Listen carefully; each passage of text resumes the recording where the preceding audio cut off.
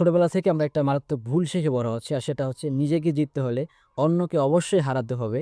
আর এই যে স্কুলের ফার্স্ট বয়, লাস্ট বয় মনস্তত্ত্ব এটি একটা সময় আমাদের কর্মক্ষেত্রে ঢুকে পড়ে। তখন শুরু হয়ে যায় নোংরা কর্পোরেট পলিটিক্স, কলিগকে টেনে নিচে নামানোর ষড়যন্ত্র। আমরা ভাবতে শুরু করি অন্যের প্রমোশন মানে নিজের সুযোগ শেষ হয়ে যাওয়া। এইটাকে আধুনিক ভাষায় বলা হয় স্কারসিটি মাইন্ডসেট। যারা এইরকম হয়ে থাকে তারা সাধারণত কখনো শান্তি পায় না। আসলে পৃথিবীটা অনেক বড় এবং এখানে সবার জন্য পর্যাপ্ত সুযোগ আছে। আপনি যদি স্টিফেন কোভি এর দ্য 7 হ্যাবিটস এর 4 নাম্বার হ্যাবিটসটা পড়ে থাকেন তাহলে বুঝতে পারবেন যে আপনাকে জিততে হলে কাউকে হারার কোনো প্রয়োজন হয় না। আর এইটাকে বলা হয় উইন উইন সিচুয়েশন। ইবনে হিব্বান রহিমাহুল্লাহ আলাই তার রওদাতুল উকালা ওয়া নুহজাতুল ফুদালা বইয়ের মধ্যে বলেন, মানে শারাকান নাসা ফি শুরুরিহিম কাসুরা মুহিব্বুহু, অর্থাৎ যে অন্যের আনন্দে খুশি হয় তার ভালোবাসার মানুষও বেড়ে যায়। সুতরাং অন্যের সাথে পাল্লা না দিয়ে আমাদের নিজের ভার্সনকে আর উন্নত করার চেষ্টা করতে হবে। তাহলে মূলত আমরা প্রকৃত শান্তি খুঁজে পাবো।